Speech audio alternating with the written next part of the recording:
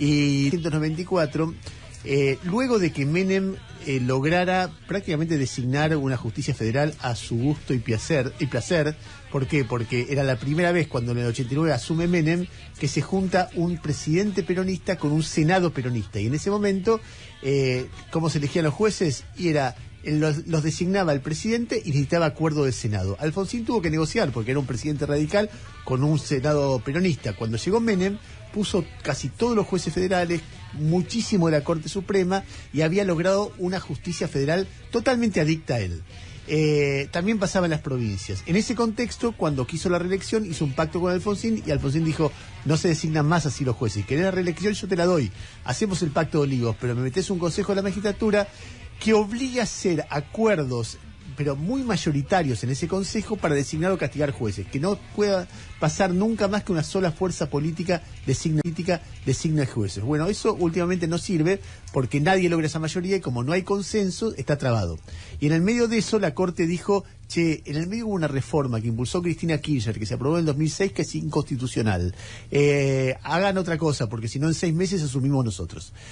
Volvemos al perfil anterior del Consejo de Magistratura, que era presidido por el presidente de la Corte. Bueno, pasaron esos 6 meses, eso ocurrió ayer, y eso generó un debate tremendo. Parte importante, rol muy importante y muy significativo en este debate, tiene el Ministerio de Justicia, el viceministro de Justicia, que es el funcionario más alto del Ministerio de Justicia que está desde que asumió Alberto Fernández, porque antes estaba Marcela Lozardo, debió renunciar, y después vino Martín Soria. En cambio, Mena estuvo todo el tiempo, desde el mismísimo 10 de diciembre del 2019, y ahora está en línea con nosotros. Mena, muy buenos días. Ernesto Tenemos te saluda. ¿Cómo te va? Buen día, Ernesto, ¿cómo estás? Bien. A ver, contanos la posición de ustedes respecto del tema y después conversamos un cachito. Sí, bien.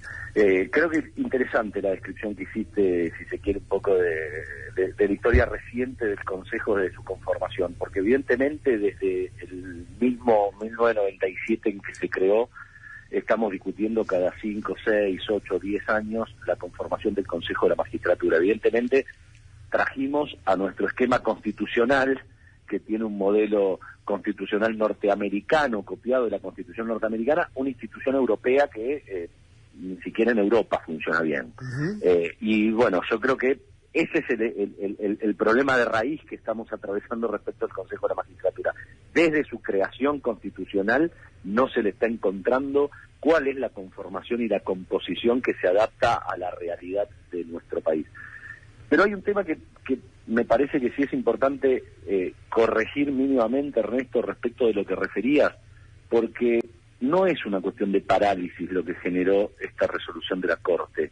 De hecho, desde que se crea el Consejo de la Magistratura en 1997 hasta el 2006, en que se modifica la composición original, se nombraron 245 jueces y juezas en este país. Desde el 2007, que empieza a regir la reforma del 2006, que rigió hasta este sábado pasado, se nombraron 667 jueces y juezas, más del triple. Por lo tanto, no era una cuestión de funcionamiento. El Consejo venía funcionando bien, como vos bien decías, con el necesario, imprescindible acuerdo político, porque ningún estamento registraba mayoría propia, que es una mayoría calificada que se exige de 2/3, tanto para nombrar jueces, aprobar ternas, como para destituir jueces. Con acuerdo político se venía funcionando normalmente. Y así vino el fallo de la Corte, en diciembre del 2021, que ese es el principal cuestionamiento que nosotros hacemos respecto del oportunismo político y las motivaciones políticas que tuvo este fallo, que nada tienen que ver ni con la legalidad ni con la constitucionalidad, no, de la norma. La Corte lo estudió durante 6 años, el expediente, para saber si una ley de 20 artículos cumplía con el artículo 114 o no de la Constitución Nacional. Es inadmisible lo que hizo la Corte. Y así es el desbarajuste y el descalabro que generó el fallo, porque para poder satisfacer el interés político que tuvo el fallo, tuvieron que apelar herramientas que no se habían apelado nunca en la historia, nadie las había usado en la historia argentina, que era, por ejemplo, arrogarse la facultad legislativa que tiene el Congreso, al restablecer una ley que había sido derogada hacía 16 años, luego de 6 años de estudio del caso, y a través del cual le da 120 días al Congreso para que se pronuncie. Yo creo que ahí es donde nosotros criticamos, cuestionamos severamente la gravedad de este fallo, porque la Corte no puede hacer eso. Excede ampliamente sus facultades que la Corte legisle y a la vez le imponga un plazo de 100 días al Congreso, cuando la Corte se tomó 6 años para resolver la constitucionalidad o no de la norma. Y esos son los problemas que estamos atravesando estos días. A ver, yo, déjame decirte algo de lo que alcanzo a pensar de lo que vos decís. Yo puedo entender los argumentos que vos planteás, pero lo que me parece que en el debate que se dio en estos días hay un poco de exageración cuando se habla de golpe de Estado, cuando se habla, vos decías, inadmisible, etcétera, porque esto se subsana muy rápidamente. Es decir, si el Senado ya aprobó una nueva Constitución, va a diputados. Si esto no pasa rápido, bueno, se puede llegar a un acuerdo con algún sector de oposición para hacer algún tipo de reforma, vuelve al Senado, se aprueba y se termina, con lo cual es algo fácilmente subsanable, no tiene el nivel de dramatismo que le dan. Si la Corte dijera, bueno, hago un fallo, de ahora en más el Consejo se conforma de esta manera, y se terminó, bueno, ahí vos podés tener una situación muy rígida de copamiento de un organismo, si querés, por la Corte Suprema. Pero no es lo que está pasando ahora, ¿entendés?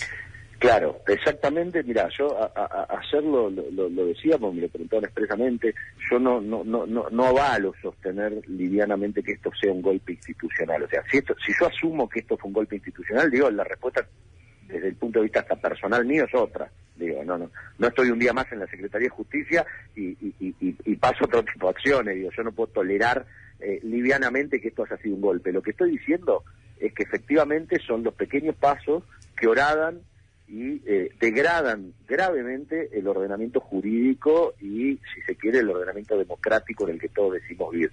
Porque si bien es cierto lo que vos decís, Ernesto, respecto de que esto claramente es subsanable, lo que está mal y no podemos permitir, no por la gravedad que suponga hoy, mañana o el mes que dure este consejo que la Corte diagramó o diseñó, lo que no podemos permitir es que la Corte lo haga. Efectivamente, como vos bien decís, nosotros en noviembre, desde el Poder Ejecutivo, cumpliendo con nuestro rol constitucional de proponer leyes al Congreso, hicimos una propuesta de diseño del Consejo. Semana después vino el fallo. El Congreso efectivamente tiene que dar este debate, porque es el legislativo el único que está facultado constitucionalmente para diseñar institucionalmente nuestro país y nuestro ordenamiento jurídico. Mena.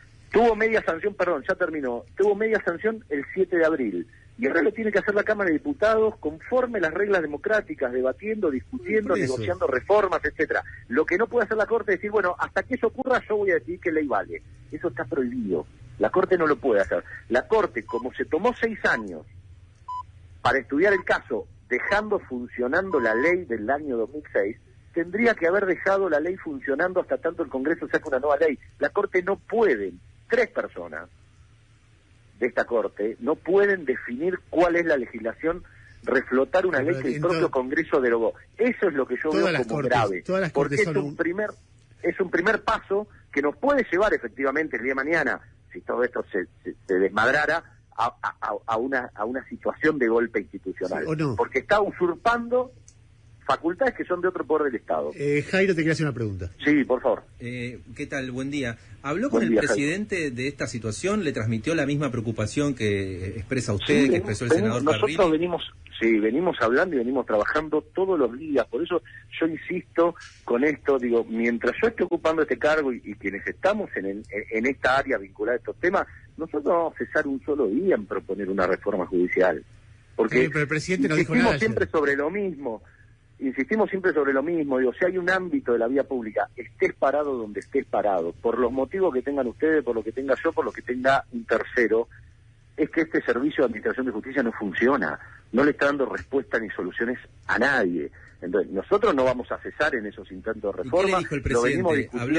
¿Habló ayer con el presidente de este tema? ¿Qué le dijo? ¿Le transmitió preocupación? Sí, igual no voy a las cuestiones que se hablan con el presidente o con mi No, pero ¿por qué no habló el presidente? Quedan entre nosotros. El presidente habló ayer, que era el día clave de esta historia, y no hizo ninguna referencia al tema. ¿Eso te merece algún tipo de comentario? No, lo hará oportunamente cuando lo considere necesario. Eso no me preocupa. Lo que sí me tiene es que estamos todos trabajando en esto. ¿Te hubiera gustado que el presidente saque un DNU dejando sin efecto el fallo de la Corte?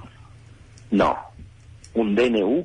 Sí, por el momento circuló esa versión de que... Mira, yo la leí en los medios, sinceramente no sé cuál es el origen ni dónde nació, pero no veo que con un DNU podamos solucionar nada de lo que estamos discutiendo. Gustavo. No vamos a sacar, o al menos mi opinión personal, digo, resolucionar esto con un DNU legislando cuál tiene que ser la composición del Consejo de la Magistratura, no creo que sea justamente la solución a este problema. Me parece que es el legislativo el que tiene que dar esta discusión, y de hecho ya tenemos medio camino recorrido con la media sanción que se produjo en el Senado. No veo qué solución a este entuerto jurídico podríamos aportar a través de un decreto de necesidad de urgencia. No lo veo, y no he visto ni he participado en ninguna conversación donde se esté discutiendo esa vía. Mena, ¿cómo le va? Buen día, Gustavo Gravia lo saluda. ¿Cómo está, Gustavo? Un gusto. Muy bien, por suerte. Quería ir un poco a los números, porque usted daba la impresión que yo tomé es equivocada, me lo dice, pero daba la idea de que el Consejo funcionaba muy mal hasta 2006 y que funcionaba muy bien de 2006 en adelante con la modificación legislativa que se hizo. Y yo estaba viendo un informe de quien era el ex vicerrector de la Universidad Austral, quizás usted lo conoce, el constitucionalista Santiago, que marcaba con datos muy precisos cómo había trabajado el Consejo de la Magistratura con acusaciones y destituciones en la primera época, y la verdad es que los datos por lo menos dan una versión diferente de lo que usted estaba contando, porque, no sé, por ejemplo, hasta 2006 hubo 16 acusaciones sobre jueces federales que se trataron de la gran cantidad de acusaciones que llegan por año, y de 2006 en adelante, él toma periodos de 8 años, hubo, por ejemplo, solamente 6, es decir, casi un tercio. ¿Eso no equilibra un poco la balanza con lo que usted dice que desde el 90 y...? Mira, yo lo tengo relevado en términos de remociones, de acusaciones. Desde el año 2000 hasta el 2006 tenemos registradas 8 destituciones. Sí. Y desde el 2006 hasta el 2017, que fue la última, tenemos registradas 7 destituciones. En materia de destituciones, el funcionamiento fue más o menos el mismo. Se me puede estar escapando alguna destitución del 99 que no recuerdo que haya habido. Yo tengo en mi memoria tengo que... Porque a uno le da la idea, que desde el 2006 en adelante, quizás equivocada, insisto, a la nueva conformación permite como cierta protección a determinados jueces. Uno recuerda el caso, mire, para darle 2 casos concretos quizás distintos, el de Bonadío y el de Ollarvide. Sí, conozco perfectamente cómo tramitaron esos casos, pero insisto, desde la creación del Consejo hubo 16 destituciones, de las cuales yo tengo registrada en mi memoria, 7 fueron del 2006 a la fecha.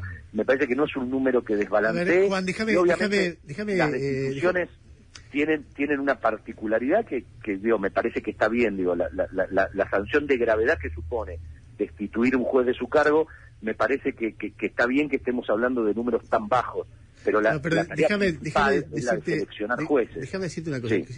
Justamente eso, cuando lo que le planteaba Gustavo, cuando uno mira, por ejemplo, muere Bonadío y el juzgado queda vacante, se retira Ollarvide, el juzgado queda vacante, renuncia a Caricova, ¿no? El juzgado queda vacante, y vos ves la cantidad de juzgados que van quedando vacantes y no se pueden designar reemplazantes, ni que hablar en discusiones que no tienen que ver con el Consejo de Magistratura, el procurador general. Hay un procurador suplente porque se va alguien y empieza mi sensación, ¿sabes cuál es? Tengo 2 sensaciones. Primero, que si no hay consenso en el Senado del Consejo de la Magistratura, esto no se resuelve más. Eso primero. Estamos hablando sobre todo de la justicia federal, ¿no? A ver, renuncia un miembro de la Corte o muere, ¿no? Queda un lugar vacante en la Corte. No se resuelve. Entonces, eso por un lado. Y segundo, lo que yo creo es que hay de las 2 facciones o de los sectores dominantes de la política argentina, no pueden llegar a un consenso, porque en lugar de ponerse de acuerdo en qué juez puede ser honesto, independiente y capacitado, lo que están pensando es cómo designo a uno que me proteja a mí y que me sirva para atacar al otro.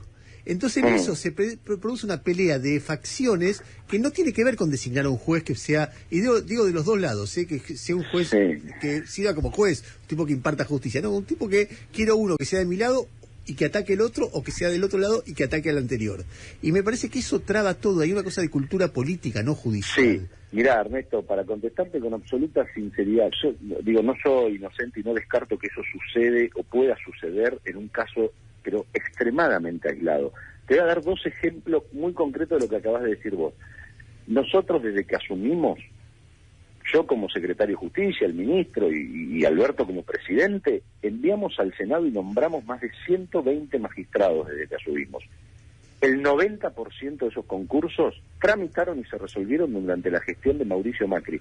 Llegamos al gobierno y teníamos los pliegos aquí. Pero eso no incluye la justicia federal, ¿o me equivoco? Pero te hago otra salvedad, porque vos pusiste exactamente el ejemplo de el juzgado vacante de Bonadío, el juzgado vacante de Canicoba Corral y el juzgado vacante de Ollarvide. Bien, esos concursos tramitaron en menos de un año, lo cual es un plazo absolutamente rapidísimo para lo que era la costumbre del Consejo de la Magistratura, junto con las vacantes de la Cámara Federal, las 2 vacantes que ocupan regularmente dicho por la Corte Brugle y Bertuzzi. Pero hace 2 semanas lo sometimos a votación. Había en esos expedientes hay 2 dictámenes, uno de mayoría y uno de minoría. Cada uno de los dictámenes correspondiente a cada uno de los bloques. Nosotros propusimos el dictamen de mayoría, que era, si se quiere, el de nuestro bloque en el Consejo de la Magistratura, y no obtuvimos los 2 tercios. Sometimos a votación el dictamen de minoría, el de ellos. Y no obtuvieron. Y nosotros levantamos la mano y ellos no. Porque tenían el fallo de la Corte, Ernesto. Entonces, eso es lo que distorsiona. No votaron ni siquiera el propio dictamen de ellos cuando nosotros levantamos la mano para sacar los concursos y cubrir las vacantes, que es lo único que nosotros tenemos que hacer para dotar de mejores herramientas a la justicia, cubrir los cargos con los jueces titulares.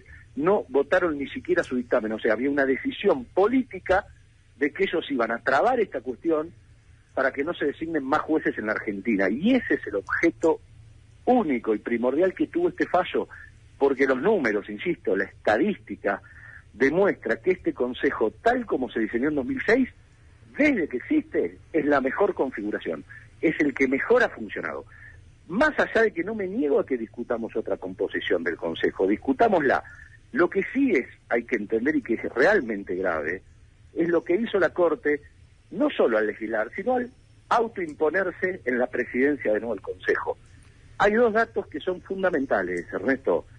Tenemos un caso en la Comisión Interamericana de Derechos Humanos donde todos los argentinos, vos, yo, todas las provincias, los 40 millones, vamos a ser condenados por violar los derechos humanos por una destitución de un juez federal del año 2002, que justamente cuestiona el rol de la Corte del Consejo de la Magistratura, porque la Corte no puede estar en todas las ventanillas. La Corte, el Consejo, es el que decide enviar un juez a juicio político. Lo envían este juez a juicio político. La Corte, en la configuración del Consejo de 20 miembros del 97, integra el juicio político. ¿Y sabés ante quién es el único recurso posible que hay cuando un juez es destituido? Ante la Corte. Entonces la Corte te manda a juicio, la Corte te juzga y la Corte te resuelve si estuvo bien o no estuviste mal designado.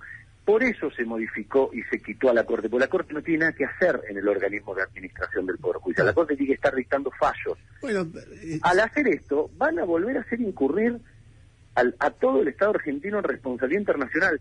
Por eso nosotros decimos, señores, que el Congreso, con todas estas herramientas a la vista, discuta si quiere una nueva conformación. Yo no cuestiono la declaración de inconstitucionalidad, no la comparto para nada, pero no la puedo cuestionar porque esa sí es una facultad de la Corte. Muy bien, Juan. Lo que no puedo permitir es que ellos modifiquen antojadizamente para simplemente acumular poder y trabar la gestión judicial, que ellos legislen y además se pongan a la cabeza de esa institución de la Constitución para poder... Nada, mezquindad política, voracidad política, llamémoslo como querramos. Saquen una ley de Congreso y con eso resuelven. Te mando un saludo. Absolutamente de acuerdo y en eso estamos trabajando, Ernesto. Muchísimas gracias. No, por favor, gracias a ustedes. Era Juan Martín Mena, viceministro de Justicia de la Nación, hablando con nosotros sobre el tema Consejo de la Magistratura.